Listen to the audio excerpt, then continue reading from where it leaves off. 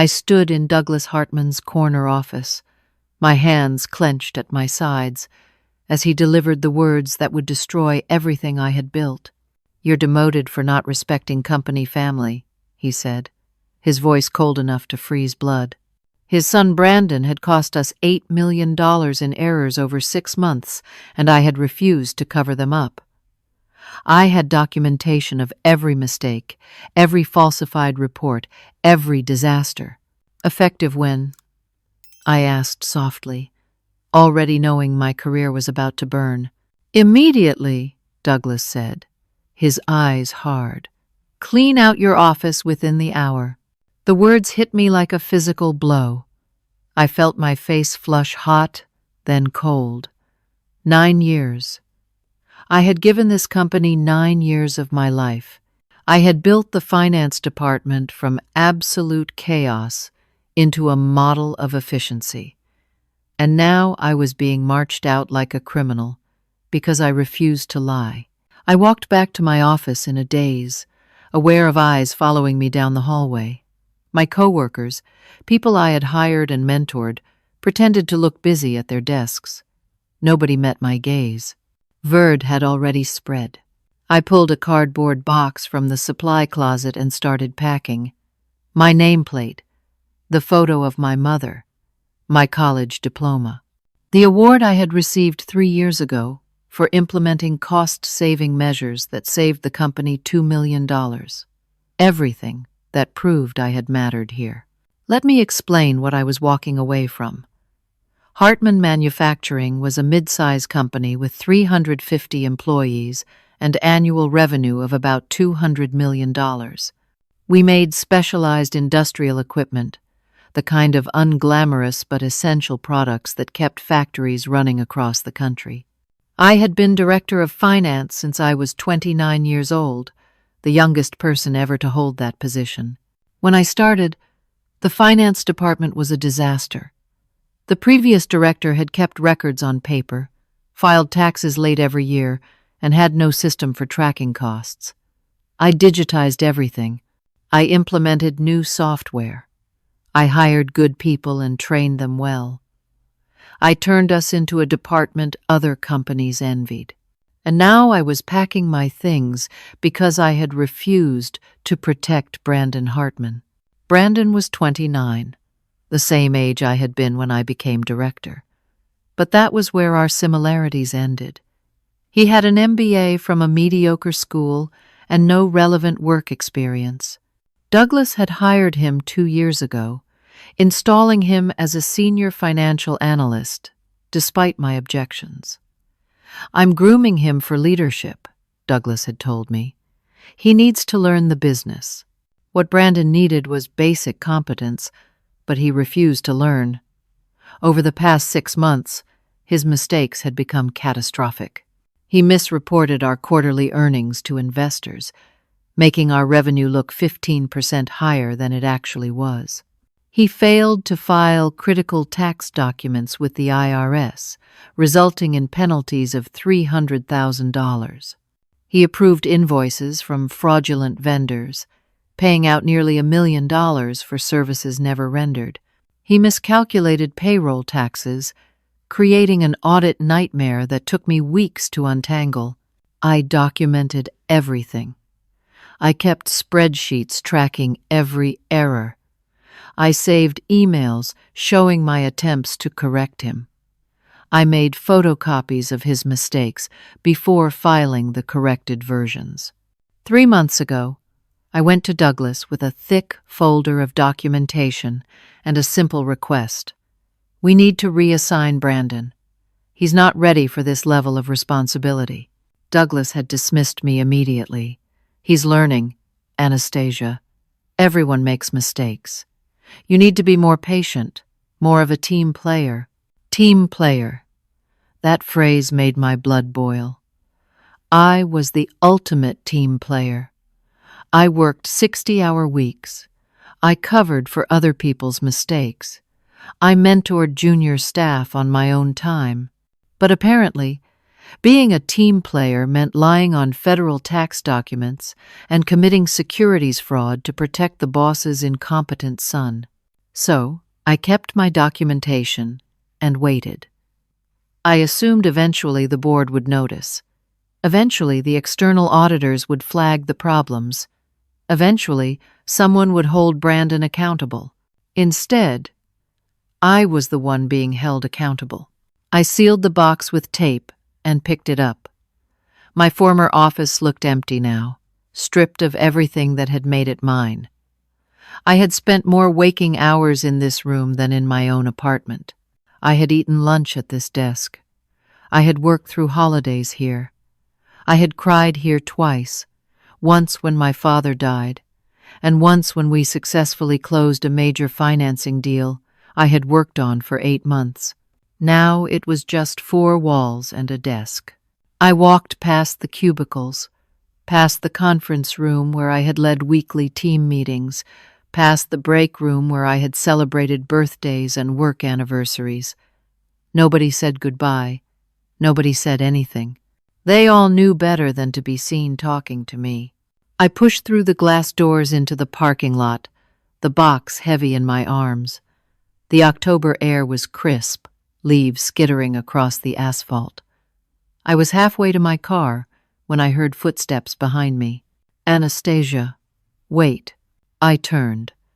Patty Chen from HR was hurrying toward me, a manila folder in her hands. My heart sank. This wasn't a social visit. I need you to sign some paperwork, Patty said. She wouldn't look me in the eye. I set the box on the hood of my car and took the folder. Inside were several documents. I flipped through them, my hands starting to shake as I understood what I was reading. My new position, Junior Financial Analyst.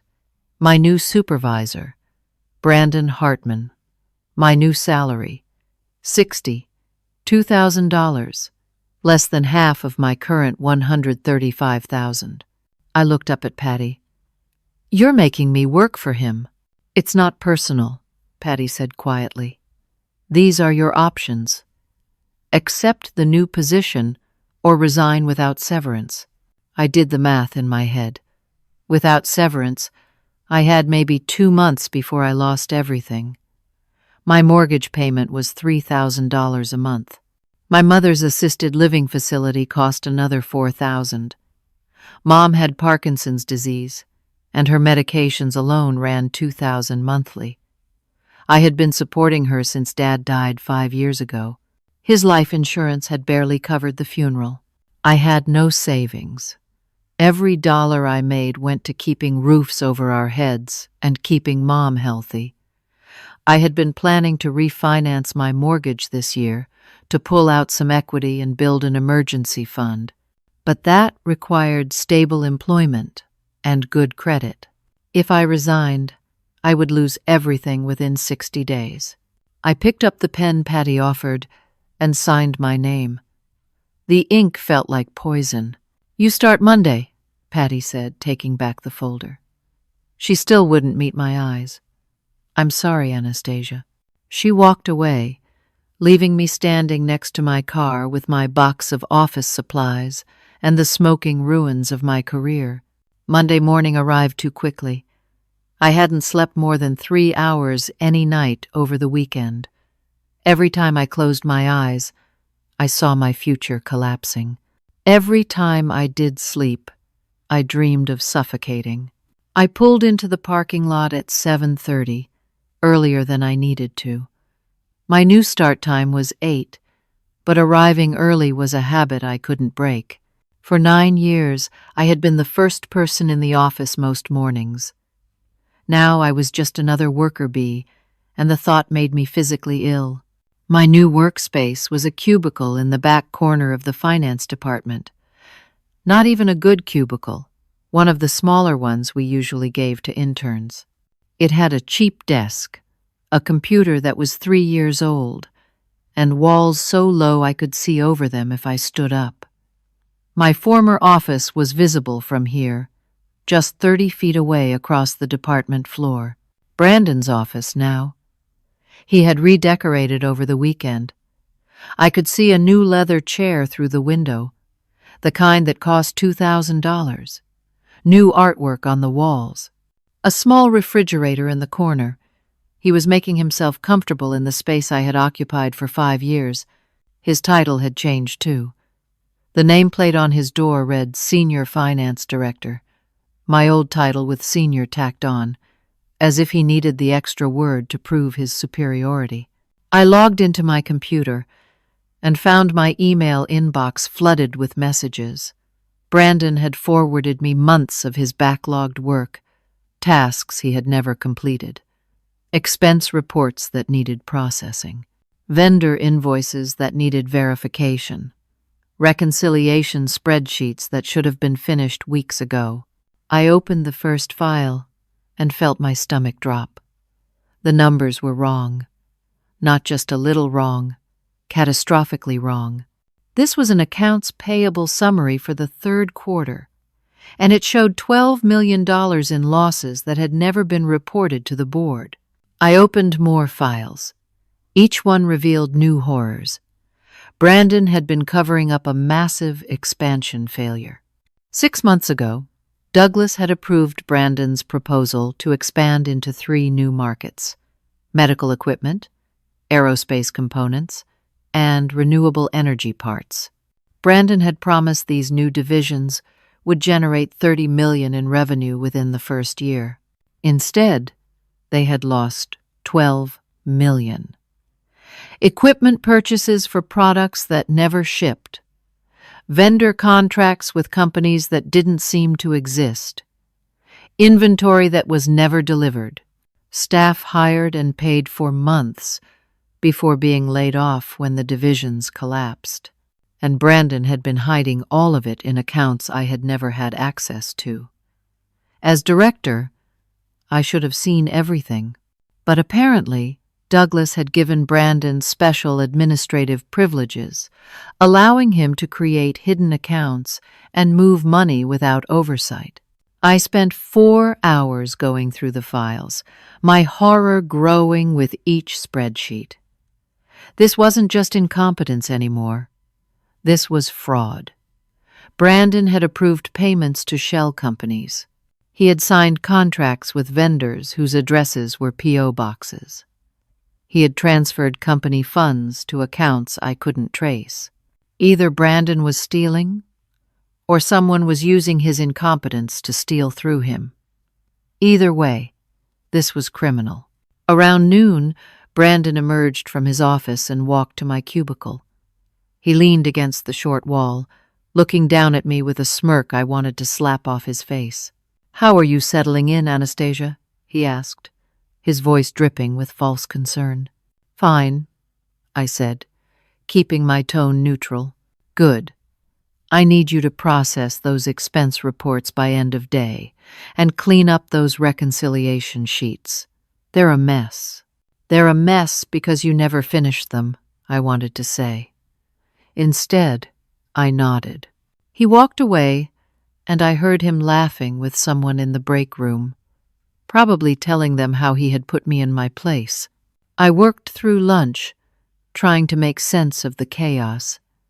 Around 2, my former assistant director, Grace, stopped by my cubicle. She looked uncomfortable. "Hey," she said quietly. "How are you holding up?" "I'm fine," I lied. "Listen, I just wanted to say that I don't believe what they're saying about you." "What are they saying?" Grace glanced around, making sure nobody was listening. "That you were cooking the books. That you were trying to hide losses and got caught." I felt like I'd been punched. "That's not true. Grace, you know that's not true." "I know," she whispered. "But that's the story Brandon is telling everyone. He's saying he discovered irregularities in your work, and that's why you were demoted." I wanted to scream. Instead, I took a deep breath. "Thanks for telling me." Grace squeezed my shoulder and walked away quickly, not wanting to be seen talking to me for too long. I spent the rest of the afternoon documenting everything I found. I used my personal phone to photograph spreadsheets. I forwarded documents to my personal email before deleting the sent messages. I created a detailed timeline of the fraud on a Word document I saved to a flash drive. I worked until 8 that night, long after everyone else had gone home. I fixed Brandon's disasters one by one, correcting the errors that would have triggered audits and investigations. I didn't do it for him. I did it to protect the company and the 349 people who worked there and depended on their jobs. Tuesday and Wednesday followed the same pattern. Brandon dumped more work on my desk. I found more evidence of fraud. I documented everything while fixing the problems he created. I barely slept. I lost weight I couldn't afford to lose. But I kept going because I didn't know what else to do. Thursday afternoon, Brandon called me into his office. I stood in front of the desk that used to be mine, in the office that used to be mine, while he sat in his expensive leather chair and smiled at me. "I've been reviewing your work," he said, tapping a pen against his desk. "There are some concerns." My heart started pounding. What concerns? He turned his computer monitor toward me. On the screen was an email I had never written.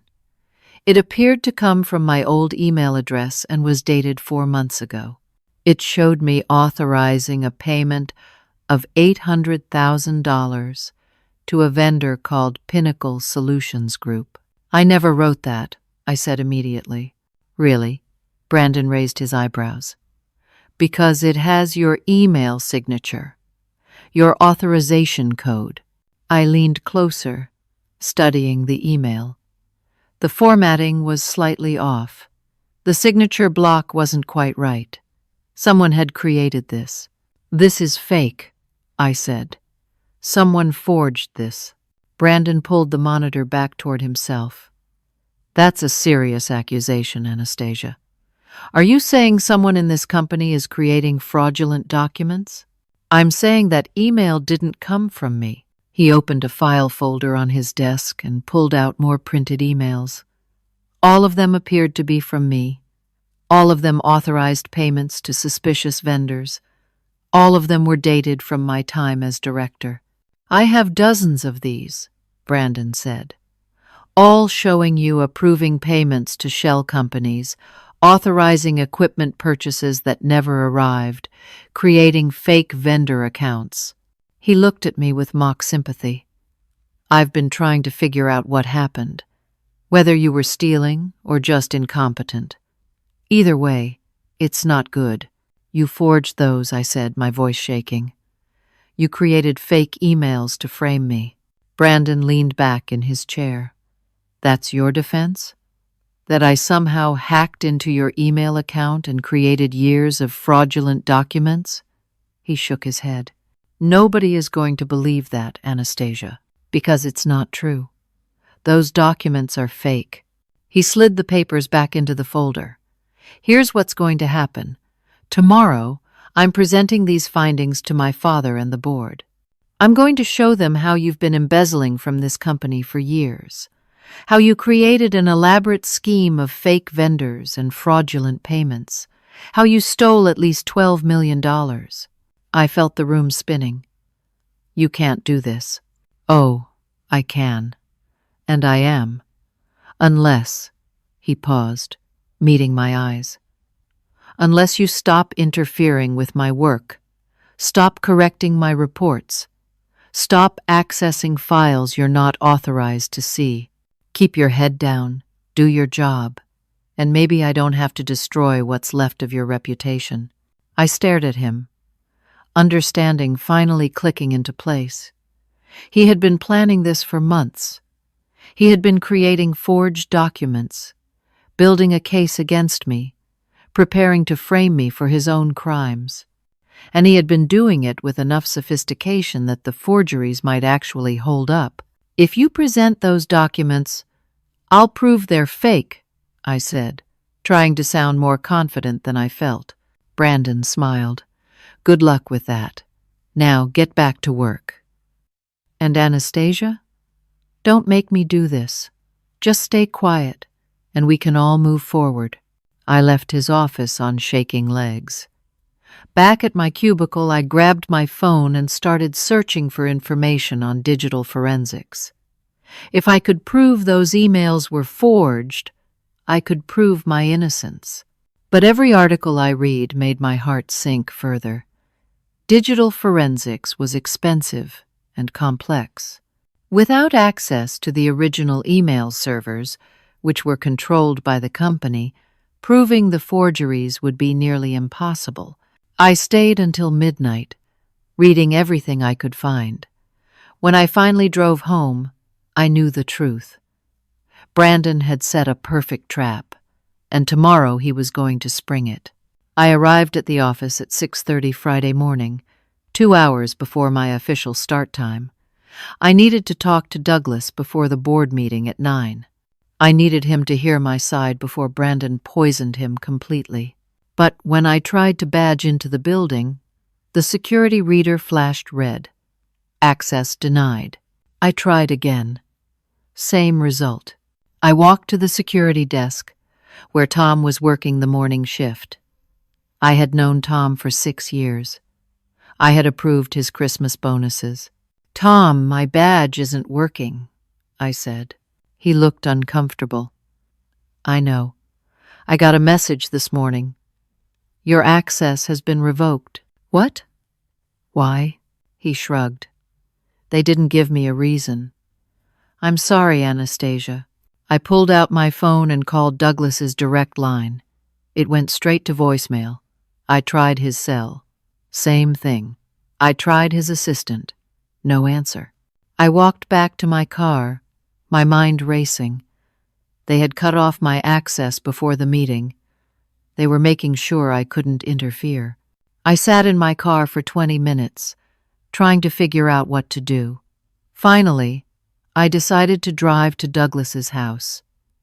It was only 15 minutes away, a massive colonial in an exclusive neighborhood. Maybe I could catch him before he left for work. I pulled up to his house at 7:45. His Mercedes was in the driveway. I walked to the front door and rang the bell. Douglas's wife, Patricia, answered. Her expression turned cold when she saw me.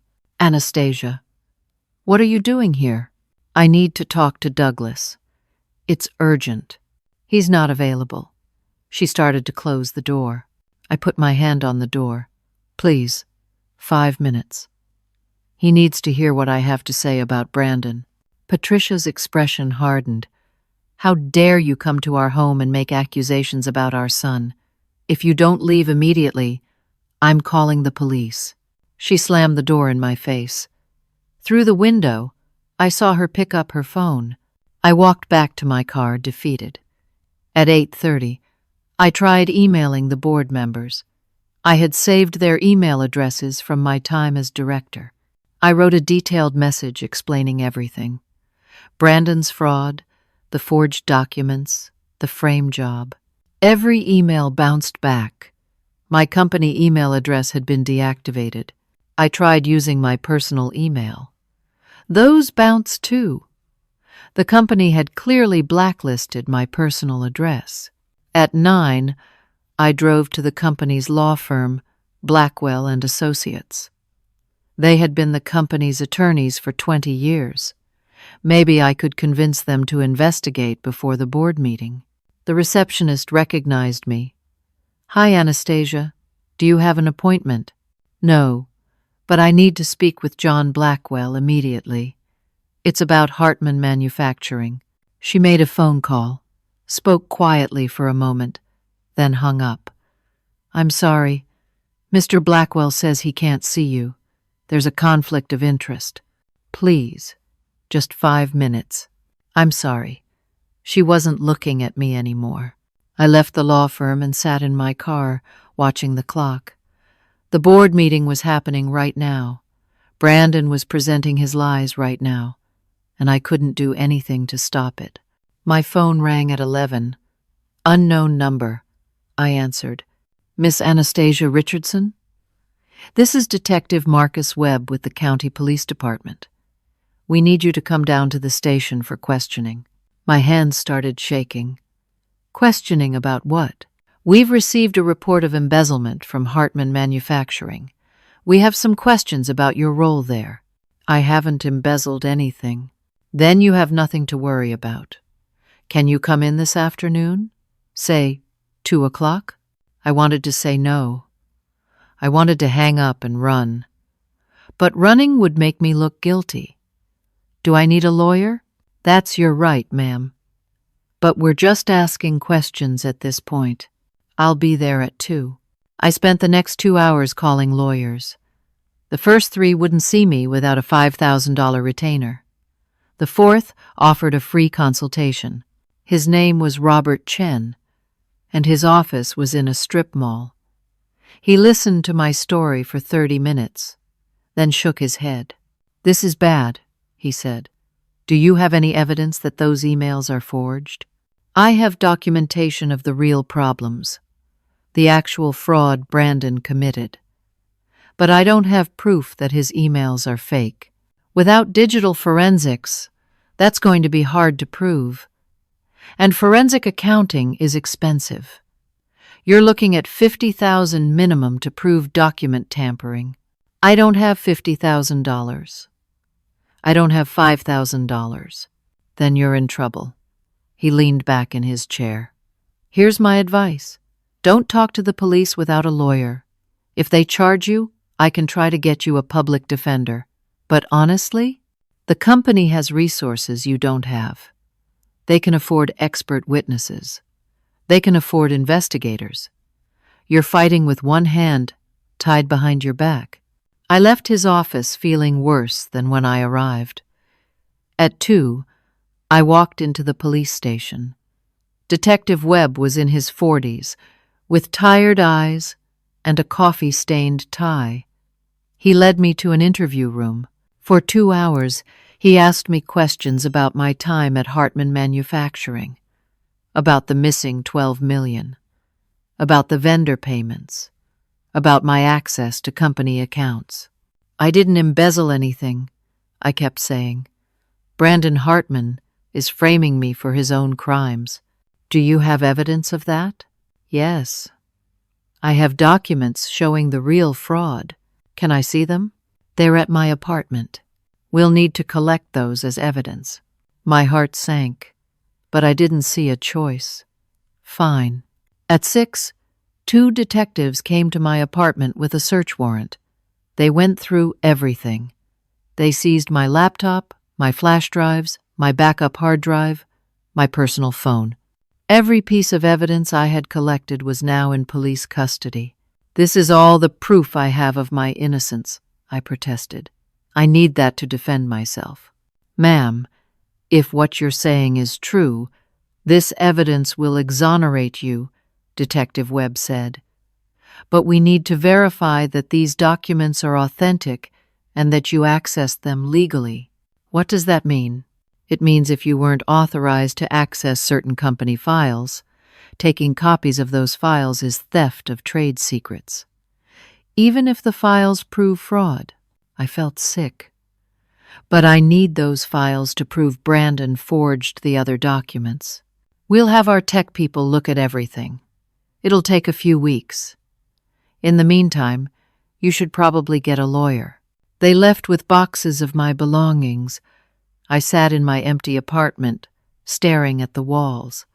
My only evidence was now locked in a police evidence room. The company had weeks to prepare their case against me, to refine their forgeries, to build their story. By the time I got my documents back, if I ever got them back, it would be too late. My phone rang. I almost didn't answer, but I didn't recognize the number. "Miss Richardson? This is Angela Hart with the County Courier Service. I have a certified letter for you. You need to sign for it." She arrived 20 minutes later. I signed for a thick manila envelope. Inside was a termination letter from Hartman Manufacturing. I was fired effective immediately for gross misconduct, breach of fiduciary duty, theft, and fraud. The letter stated that the company was filing a civil lawsuit against me for recovery of stolen funds, currently estimated at $12 million. It also stated that the company was filing a criminal complaint with the district attorney's office and would be cooperating fully with law enforcement. At the bottom was a paragraph that made my blood run cold. The company had obtained a judgment to freeze my bank accounts pending resolution of the lawsuit. They had placed liens on my car and any other assets I owned. I checked my bank app. My account showed zero available balance. My $800 was frozen. I couldn't access any of my money. I had $23 in cash in my wallet. That was all I had in the world. I called my mother's assisted living facility. They needed $4,000 by the end of the month, now 9 days away. Without it, they would have to discharge her. "I'm working on it," I told the administrator. "I'll have the money." But I had no idea how. 2 weeks passed in a blur of panic and desperation. I applied to 32 jobs. Every single one rejected me after running a background check. The termination letter from Hartman had destroyed my reputation overnight. On a Monday morning, I stopped by the local coffee shop to use their Wi-Fi. On the counter was a copy of the Regional Business Journal, a weekly newspaper that covered local companies. The headline made me freeze. Former finance director accused of embezzling millions from local manufacturing firm. I grabbed the paper with shaking hands. The article was 3 pages long and featured large photos of Douglas and Brandon. The story was completely one-sided, painting me as a master criminal who had fooled everyone for years. Douglas was quoted extensively. "We trusted Anastasia completely. She had access to every account, every system. We never suspected she was stealing from us because she seemed so dedicated to the company. It's a betrayal that cuts deep." Brandon's quotes made me want to scream. I started noticing irregularities about 6 months ago. Small things at first, but they added up. When I dug deeper, I found a sophisticated scheme of fake vendors and unauthorized payments. It took courage to expose her, especially since she was my superior. But I knew it was the right thing to do. The article portrayed Brandon as a brave whistleblower who had courageously exposed corruption. It portrayed me as a thief who had stolen millions while hiding behind a facade of competence. There was no mention of Brandon's failures, no mention of his errors, no mention that I had tried to report him months ago. The whole story was backwards, and now it was in print for everyone to read. I checked my phone. My LinkedIn profile was flooded with messages calling me a thief. My Facebook had dozens of comments from people I hadn't spoken to in years, all expressing shock and disappointment. Someone had created a Reddit thread about me, speculating about how much I had stolen and what I had spent it on. My email inbox was full of rejection letters from jobs I had applied to. "We regret to inform you that we've decided to move forward with other candidates." I went home and found an eviction notice taped to my door. I was 3 weeks behind on rent. I had 30 days to vacate. I called my mother's facility. They had discharged her 2 days ago. She was now in a county nursing home that accepted Medicaid patients. When I visited her that afternoon, I found her in a shared room with 3 other residents. The room smelled like urine and disinfectant. Mom looked confused and scared. "Where am I?" she asked, her voice weak. "You're safe, Mom. I'm working on getting you back to your old place." But I didn't know how I was going to do that. I had sold everything valuable I owned. My jewelry, my laptop, my nice clothes, my furniture, everything except my car, which had a lien on it anyway. I was living on cheap pasta and whatever free food I could find. I lost 15 pounds in 2 weeks. My clothes hung loose. I had dark circles under my eyes. I looked like what I was, someone falling apart. The lawsuit arrived by courier. Hartman Manufacturing was suing me for $14 million. $12 million in stolen funds plus $2 million in damages and legal fees. They had frozen my bank accounts and were going after any assets I might have hidden. The civil complaint was 23 pages long. It detailed every fake vendor payment, every fraudulent transaction, every piece of forged evidence Brandon had created. It portrayed me as a criminal mastermind who had been stealing from the company for years. My public defender, assigned by the court for the criminal case, was a tired woman named Jennifer Lopez, no relation to the singer. She had 16 other cases and barely had time to review mine. "This is bad," she said after our first meeting. "They have a lot of evidence. Emails, transaction records, vendor contracts, all with your authorization." "Those are fake," I said for the 100th time. "Can you prove that?" "Not without a forensic accountant, which costs money I don't have." "Then you're in trouble." She flipped through the files. "My advice? Plead guilty to a reduced charge. Maybe we can get you 3 to 5 years instead of 20. "I'm not pleading guilty to something I didn't do." Jennifer looked at me with something like pity. "Then you're probably going to prison for a very long time." I spent my days at the public library, using their computers to research legal defenses. I drafted motions and briefs, teaching myself law through desperation. I filed requests for discovery, for expert witnesses, for anything that might help my case. Everything was denied. I didn't have money for expert witnesses. I didn't have standing to request certain documents. I didn't have the resources to fight. Meanwhile, Brandon was everywhere. He did an interview with the local news station, talking about the importance of integrity in business. He wrote an op-ed for the Business Journal about whistleblowing and corporate governance. He was invited to speak at a local university about ethics. He was building a reputation as a hero while destroying mine. 3 weeks after the newspaper article, I got another courier delivery. This one was worse than all the others combined. It was a second lawsuit. A personal injury lawsuit from a man named Marcus Delgado. He was suing Hartman Manufacturing for $5 million for a workplace accident that had left him permanently disabled. The accident had happened 3 years ago, when a piece of equipment malfunctioned, crushing his legs. The lawsuit named me as a co-defendant. It included safety inspection reports with my forged signature, showing that I had approved defective equipment. The reports showed I had known the equipment was dangerous and approved its use anyway. I read through the complaint with growing horror. Marcus had been a machine operator, 32 years old with 2 young kids.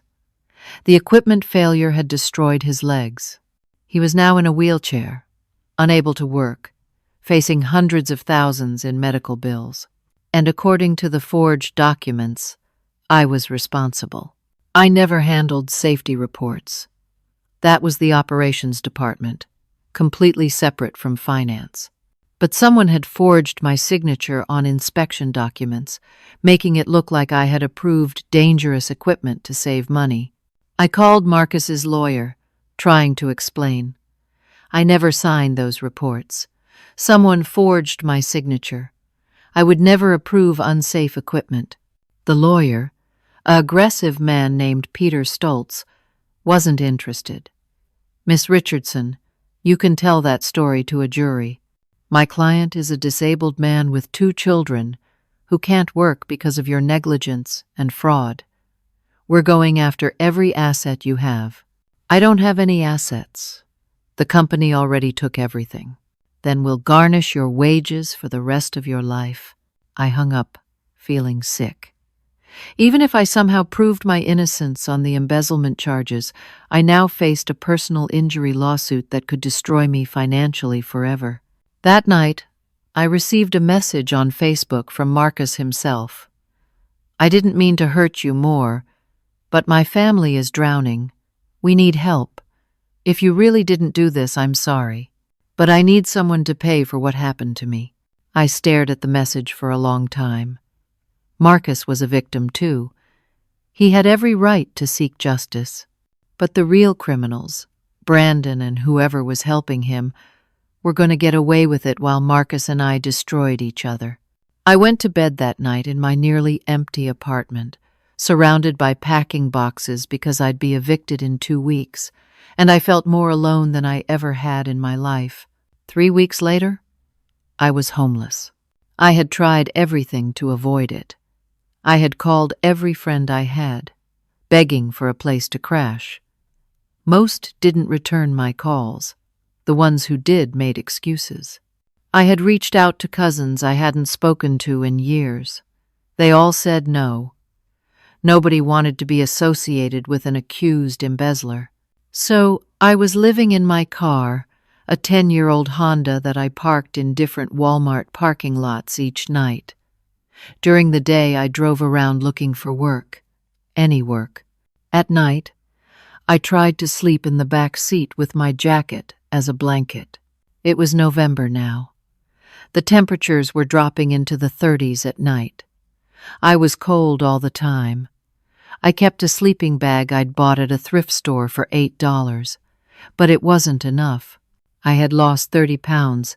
My clothes hung off me like they belonged to someone else. When I looked in the mirror at gas station bathrooms, I barely recognized myself. My face was gaunt, my eyes hollow.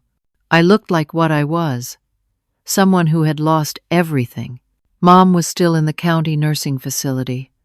I visited her once a week, taking the bus because I needed to save gas.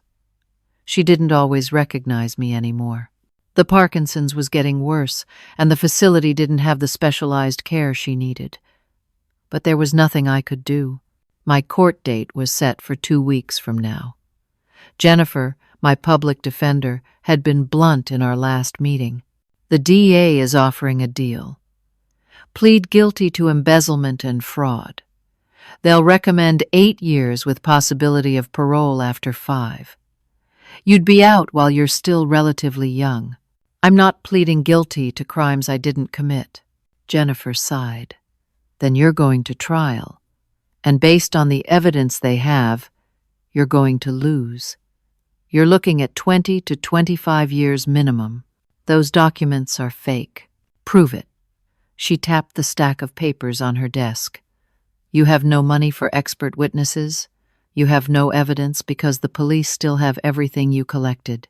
The company has 3 expert witnesses ready to testify that these documents are authentic. What do you have? The truth. The truth doesn't matter if you can't prove it. She leaned forward.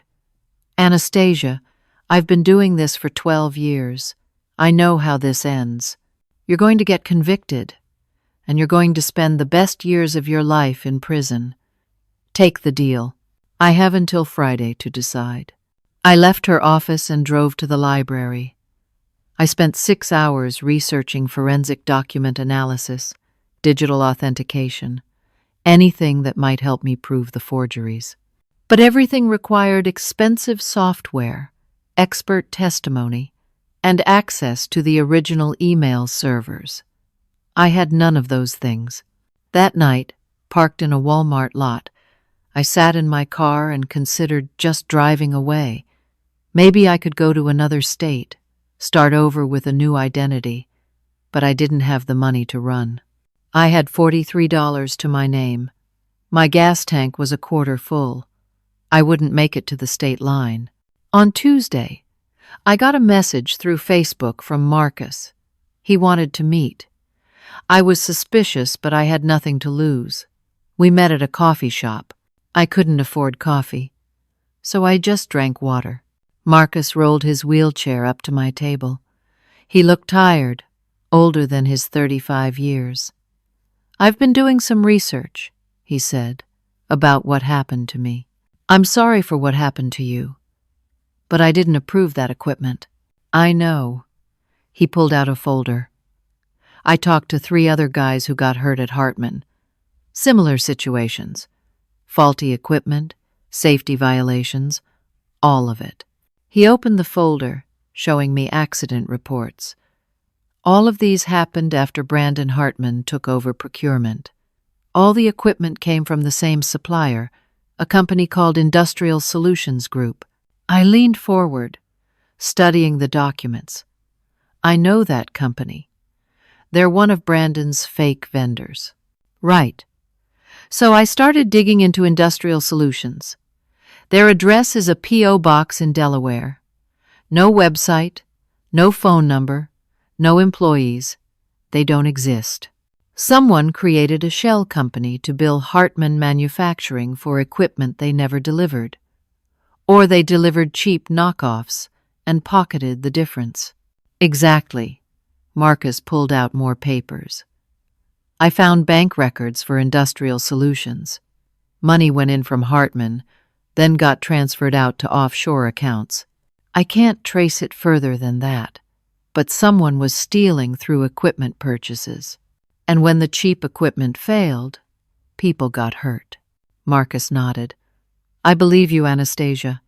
I don't think you did this, but my lawyer won't listen. He just sees dollar signs. What about your accident specifically? Marcus pulled out the accident report. The equipment that crushed my legs was a hydraulic press. Brand new, installed a week before the accident. The inspection report says you approved it. He looked at me. Did you? I never saw that report. I didn't even know we were buying new hydraulic presses. The press was made by some no-name Chinese manufacturer. We should have been using a German-made press that costs 3 times as much. Someone bought the cheap version and approved it despite it not meeting safety codes. Let me guess. Brandon approved the purchase. His signature is on the procurement order. Marcus met my eyes.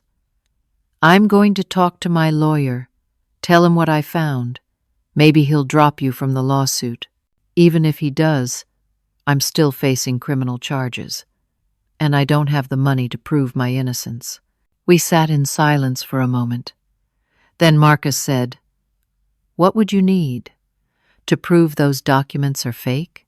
$50,000 minimum for a forensic accountant. Access to the original email servers.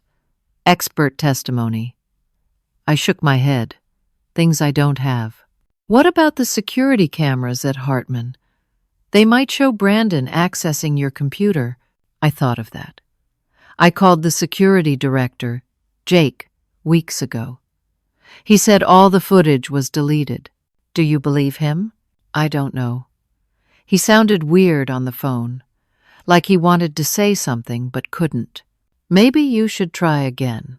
I looked at Marcus, this stranger who had every reason to hate me, but was instead trying to help me. Why are you doing this? Because I know what it's like to be destroyed by something you didn't do. He gestured to his wheelchair. This wasn't my fault. Your situation isn't your fault. Someone needs to hold the real criminals accountable. We exchanged phone numbers before leaving. For the first time in weeks, I felt a tiny spark of something that might have been hope. That night, I looked up Jake Moreno's home address. He lived 20 minutes away, in a modest neighborhood. I drove there at 6 in the morning, hoping to catch him before work. He came out of his house at 6:45, heading for his truck.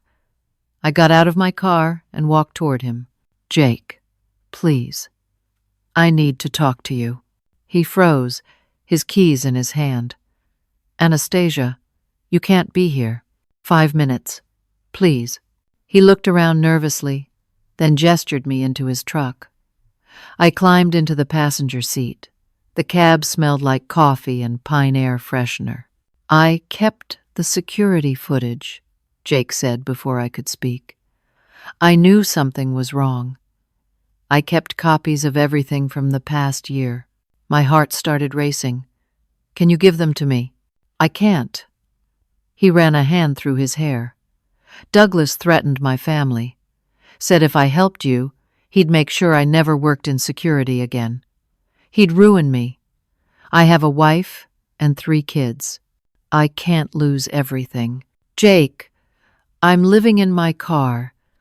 I'm facing 25 years in prison for something I didn't do. Please." He pulled a small USB drive from his pocket. "The footage is encrypted. Password is Jake Moreno, 2024, capital J and M. It shows everything Brandon accessing your computer after hours. Meeting with some guy in the parking lot, exchanging envelopes, destroying documents.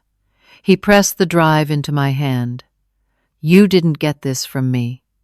If anyone asks, I don't know you. Thank you. Just promise me you'll stop him. Brandon and whoever he's working with. They need to go down." "I will."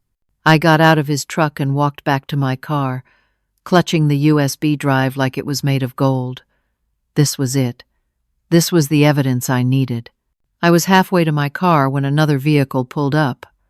A black SUV. The head of security, Garrett Hartman, Douglas's nephew, got out. "Well, well," he said, smiling. "What are you doing here, Anastasia?" My stomach dropped. "Jake, I'm sorry." Jake was pale. "I didn't call him. I swear." "I believe you," I said, but it was too late. Garrett had seen us. Garrett walked over to Jake. "Did you give her something?" "No." "I don't know what you're talking about." Garrett held out his hand. "Give it to me." "I don't have anything." Garrett pulled out his phone and made a call. "Douglas? It's Garrett. We have a problem." Anastasia Richardson was just at Jake's house. He paused. "Yeah, I think so.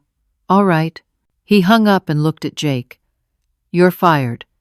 Clean out your desk by noon. And if I find out you gave her anything, I'll make sure you're charged as an accessory." Jake's face crumpled. "I have 3 kids. Please. You should have thought of that before you betrayed the family." Garrett got back in his SUV and drove away. I looked at Jake, who was staring at the ground. "I'm so sorry," I said. "Just go, please, before they come back." I drove away, the USB drive burning in my pocket. I had the evidence. But now the company knew I had it, and they were going to do everything they could to stop me from using it. That afternoon, I received a text from an unknown number. "Back off, or your mother's facility has an accident." My hands shook as I read it. They were threatening Mom now. I called the nursing home. They assured me Mom was fine, but I knew the threat was real. That night I parked in a different Walmart lot. I was too paranoid to stay in one place. I tried to sleep, but couldn't. Every sound made me jump. Every car that drove past made me think they'd found me. Around 2 a.m, I smelled smoke. I sat up, confused. Then I saw flames. My car was on fire. I grabbed my backpack and scrambled out of the back seat. The fire was coming from under the engine. I ran away from the car as flames engulfed it. Other people in the parking lot were calling 911. Someone yelled asking if I was okay. I stood there in the cold November night, watching my car burn, and I knew. They had just tried to kill me. The fire department came. The police came. They asked questions. I told them I had been sleeping in my car and woke up to find it on fire. "Probably faulty wiring," one firefighter said. "These older Hondas have electrical problems." But I knew better. I knew someone had set that fire. And I knew the USB drive, which had been in the car, was gone now, destroyed. All my possessions had been in that car. My sleeping bag, my clothes, my phone charger, everything I owned in the world. Now I had nothing, not even a car to sleep in. The police took my statement and left. I stood in the Walmart parking lot at 4 a.m, with everything I owned in a backpack, and I had nothing left. No evidence, no home, no hope. I called Marcus from the payphone outside the Walmart. He picked up on the 3rd ring, his voice groggy. They set my car on fire, I said. The USB drive is gone. Come to my place. You can sleep on the couch. I took a lift to Marcus's apartment, spending money I couldn't afford. He lived in a one-bedroom on the ground floor with a ramp for his wheelchair. He made up the couch for me and gave me a blanket. You're safe here, he said. But I knew I wasn't safe anywhere. In 5 days, I had to decide whether to accept the plea deal or go to trial. I had no evidence, no money, no way to prove my innocence. I had lost everything, and the people who destroyed me were celebrating. I spent the next 3 days on Marcus's couch, staring at the ceiling, barely eating. The trial was now 2 days away. Jennifer, my public defender, had called 4 times urging me to accept the plea deal, 8 years in prison instead of 25. 8 years of my life for crimes I didn't commit. I was 34 years old. If I took the deal and served the full 8 years, I'd be 42 when I got out. Mom would probably be gone by then. The Parkinson's was progressing fast. Every chance I had to fight this, I had lost. The evidence was destroyed. Jake wouldn't testify because they'd threatened his family. My documents were still in police custody, tied up in bureaucratic delays. The company had 3 expert witnesses ready to testify against me. I had nothing. Marcus had been kind, letting me stay, feeding me, never asking for anything in return. But I could see the strain in his eyes. His own lawsuit was draining him. His medical bills were crushing. He needed justice, too, but he was stuck fighting for scraps while the real criminals walked free. On Wednesday morning, my phone rang. Unknown number. I almost didn't answer. But something made me pick up. Miss Richardson? This is Helen Carmichael. I sat up straight. Helen Carmichael was a board member at Hartman Manufacturing, the only woman on the board. I had met her a few times during my tenure as director. She had always seemed sharp, skeptical, not the type to accept easy answers. Miss Carmichael, I wasn't expecting to hear from you. I imagine not. Can you meet me today? 3 o'clock at the Riverside Country Club. I don't think I'm allowed near company personnel. There's a restraining order. I'm aware. I had it dissolved this morning. Will you come? Yes, I'll be there. I borrowed clean clothes from Marcus's sister and took 2 buses to get to the country club. I arrived 15 minutes early, feeling out of place in the elegant lobby. Helen appeared at 3 exactly, dressed in a crisp business suit. She was 62, with silver hair and intelligent eyes. She led me to a private dining room. Once the door was closed, she got straight to the point. I've spent the last 7 days investigating your claims, she said. I hired a private forensic accountant without informing the other board members. I had my own IT specialist examine the company's email servers, and I've spoken with several employees off the record. My heart was pounding. And you were right about everything. Brandon Hartman and Garrett Hartman have been systematically defrauding the company for 3 years. The forensic accountant found evidence of $18 million in theft. Shell companies, kickback schemes, fake vendors, all of it. I felt tears starting to form. I tried to tell Douglas, I know. I reviewed your reports from last spring. You documented everything properly. Douglas ignored you because he couldn't accept that his son was a criminal. Helen opened her briefcase and pulled out a thick folder. This is a summary of what we found. Brandon and Garrett created elaborate schemes to siphon money out of the company. They forged signatures, falsified documents, and created fake vendors. When you discovered the initial problems, they panicked and decided to frame you. Why didn't anyone else catch this? Because Douglas gave Brandon special administrative access to the systems. He could create accounts, move money, and alter records without oversight.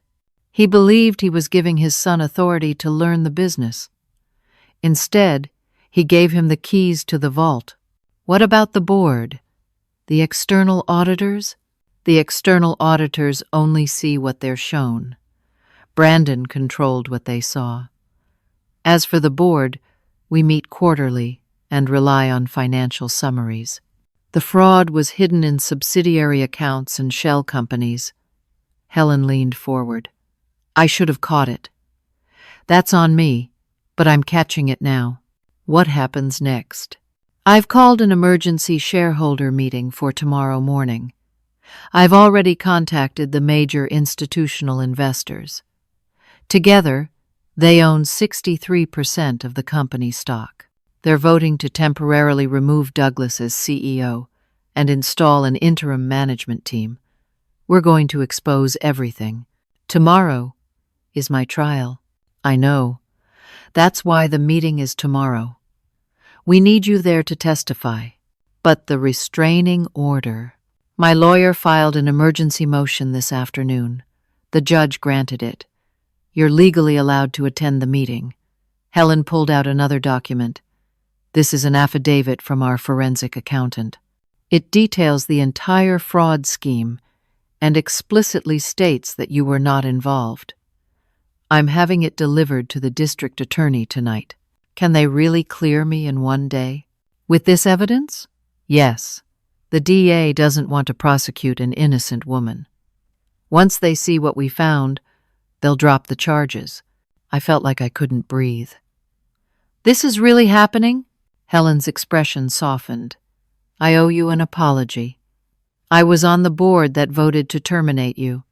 I believed Douglas and Brandon's story. I didn't do my due diligence. I let them destroy your life. You're fixing it now. That's what matters. The meeting is at 9 tomorrow morning at the Riverside Hotel Conference Center. Can you be there? I'll be there. There's one more thing. Helen pulled out a final document. Jake Moreno came to me yesterday. He gave me the security footage he'd been hiding. All of it. Brandon accessing your computer, meeting with Garrett in the parking lot, destroying documents in the shredder room. Everything. Jake testified? But they threatened his family. He said he couldn't let you go to prison for something you didn't do. He said his wife agreed. They're willing to face the consequences. I felt tears running down my face. I need to thank him. You'll have your chance. He's testifying at the meeting tomorrow. I left the country club in a daze. I called Marcus from the bus. They believe me, I said, my voice breaking. They found everything. The meeting is tomorrow. Marcus started crying too. I knew you were telling the truth. I knew it. That night, I couldn't sleep. I kept thinking about everything that had happened. The demotion, the frame-up, living in my car, the fire. Every moment of the past 3 months had been a nightmare. And now, maybe, it was ending. But I was also terrified. What if something went wrong? What if Brandon and Garrett found a way to stop the meeting? What if the shareholders didn't believe Helen's evidence? I had been crushed so many times. I wasn't sure I could survive being crushed again. At 8 the next morning, Marcus drove me to the Riverside Hotel. His modified van had hand controls so he could drive despite his paralysis. We pulled into the parking lot, and I saw dozens of cars, media trucks, photographers. This is big, Marcus said. I'm scared. Don't be. You're about to get your life back. We went inside. The conference center was massive, with theater seating for at least 200 people. It was nearly full. Shareholders, board members, lawyers, journalists, all packed in. At the front was a raised platform with a long table for the board. Helen saw me and waved me over. She introduced me to several people, including the forensic accountant, a serious man named Thomas, who had spent the week unraveling Brandon's schemes. At 9 exactly, Helen called the meeting to order. Douglas was in the front row, looking confused and angry. Brandon sat next to him, his face pale. Garrett was nowhere to be seen. I later learned he had fled the state. Helen started by explaining why she had called the emergency meeting. Then she invited Thomas to present his findings.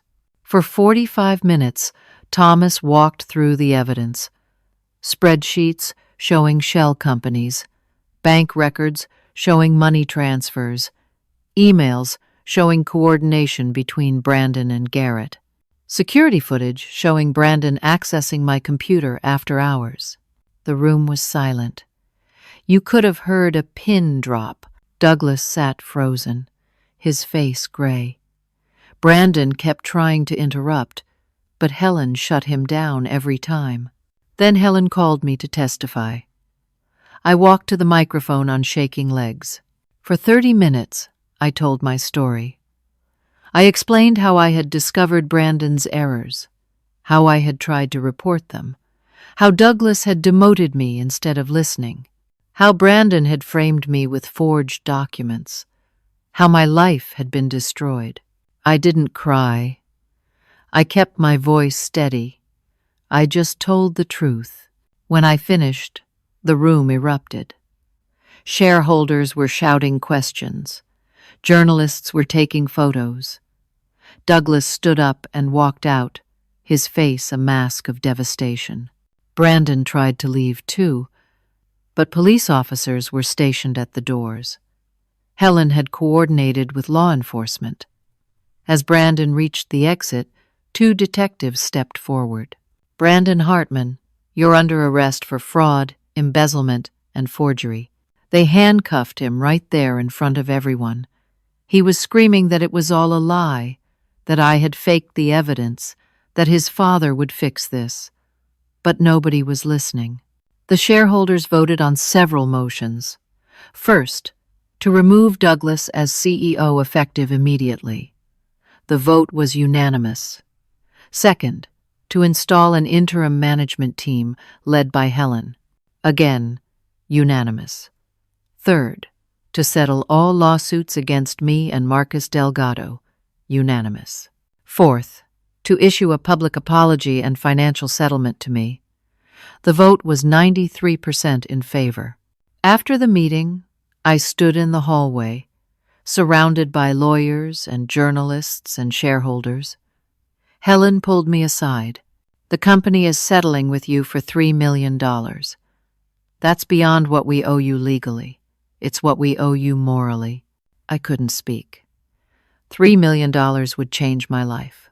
And I've made some calls. Blackstone Industries is looking for a new chief financial officer. They're a competitor, and they'd be lucky to have you. If you're interested, the CEO wants to meet with you next week. "I'm interested." Helen squeezed my hand. "I'm proud of you. You never gave up." Marcus's settlement was $7 million. When I told him the news, he started crying. "My kids are going to be okay," he said. "I can afford the surgeries. I can live." The district attorney dropped all charges against me that afternoon.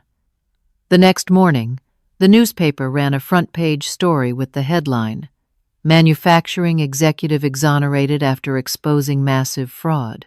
This time the article told the truth. 6 months later, I stood in my new office on the 23rd floor of the Blackstone Industries Tower. Floor-to-ceiling windows looked out over the city. My new desk was mahogany, my new chair leather, my new title, engraved on a plaque by the door, read Chief Financial Officer. I had spent the past 6 months rebuilding my life.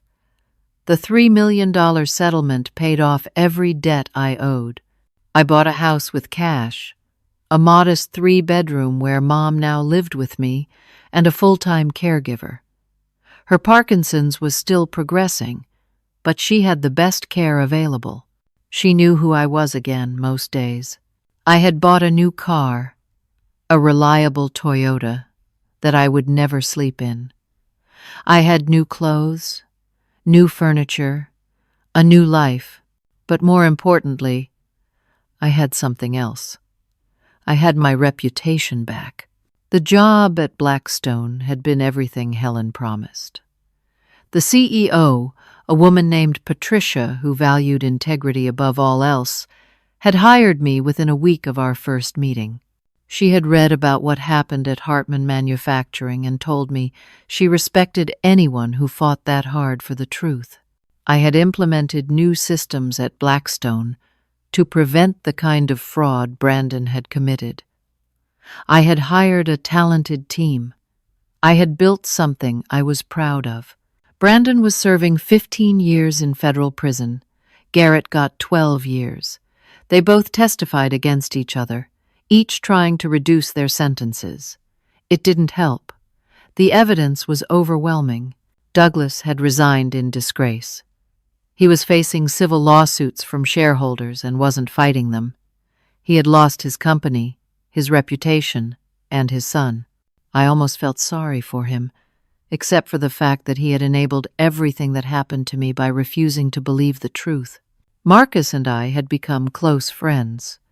He used his settlement to afford experimental surgeries that gave him some mobility back. He could stand for short periods now. He was working as a safety consultant, helping companies avoid the mistakes that had destroyed his body. We grabbed coffee every few weeks and compared notes on our new lives. Jake got a new job at a security firm that valued whistleblowers. His wife had been right to support him. He told me later that his kids were proud of their dad for doing the right thing, and that was worth more than any job. Helen was now CEO of Hartman Manufacturing, which had been renamed Hartman Carmichael Industries. She was turning the company around, restoring its reputation, and making sure the fraud could never happen again. I had also started something new, a foundation to help people who were wrongly accused of white-collar crimes. I knew how terrifying it was to face those charges alone, with no money and no resources.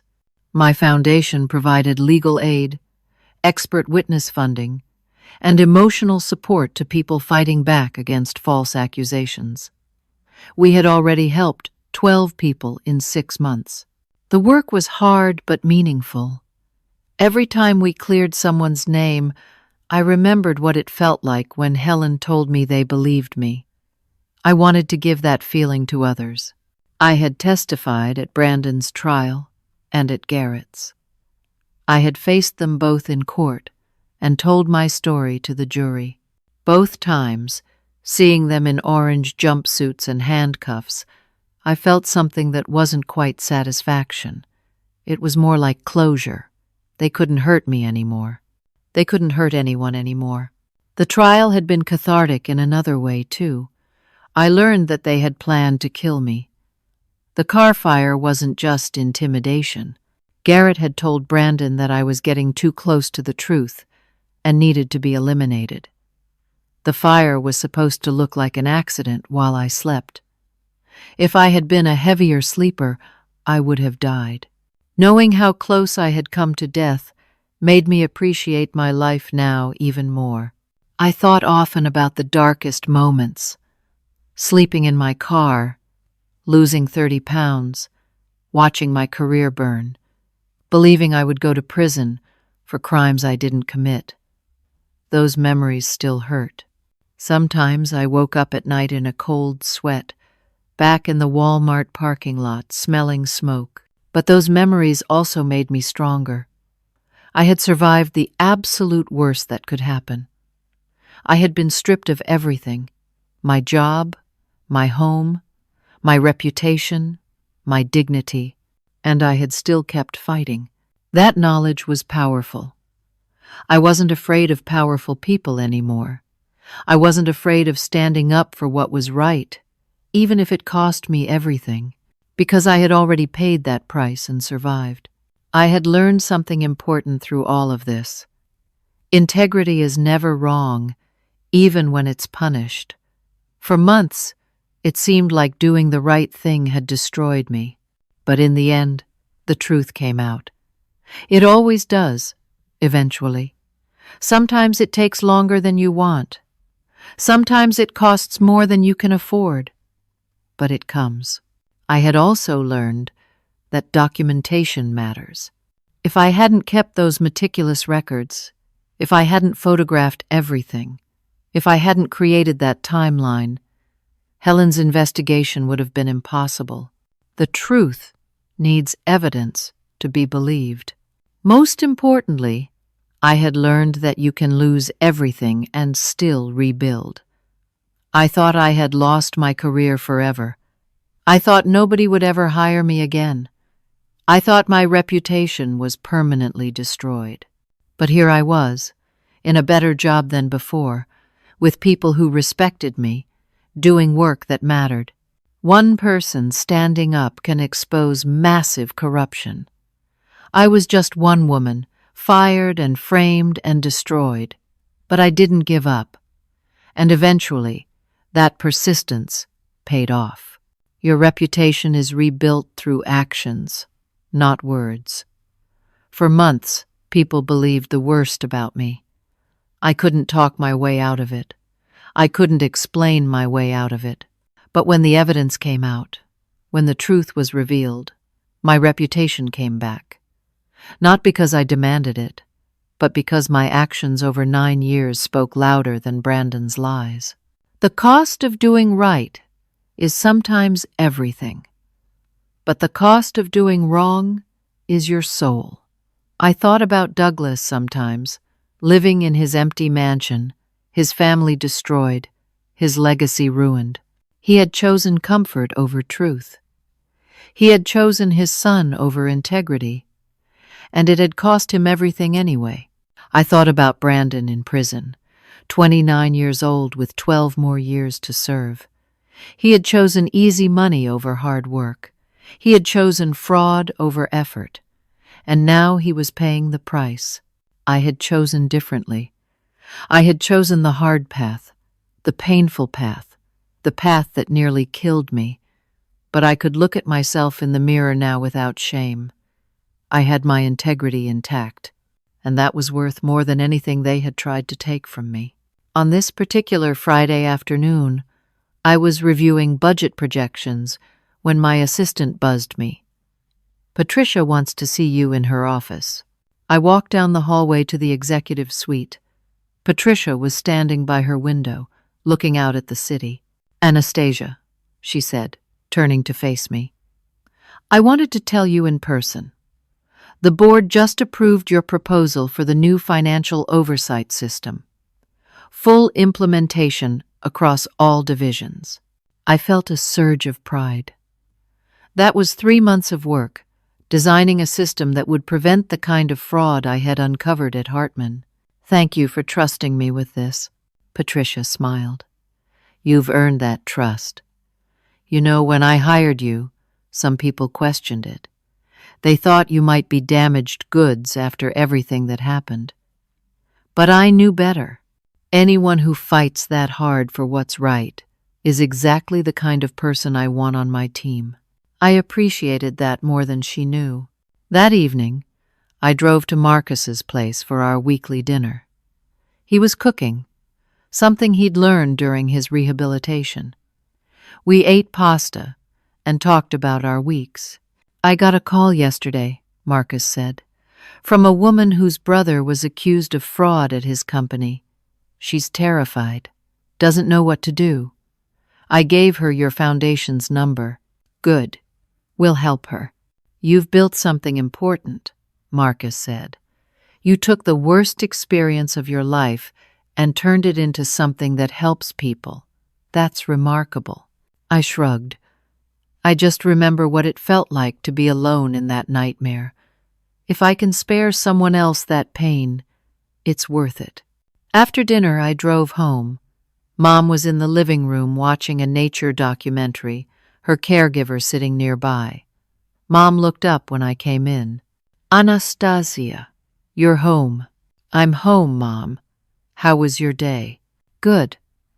I can't remember what I did, but it was good." She smiled, and even though the Parkinson's had ravaged her body, her smile was still beautiful. I sat with her for an hour, just holding her hand, grateful that we had this time together, grateful that I could afford her care, grateful that I had survived to see this. Before bed, I checked my email. There was a message from Jake. His daughter had been accepted to college. He wanted to share the good news.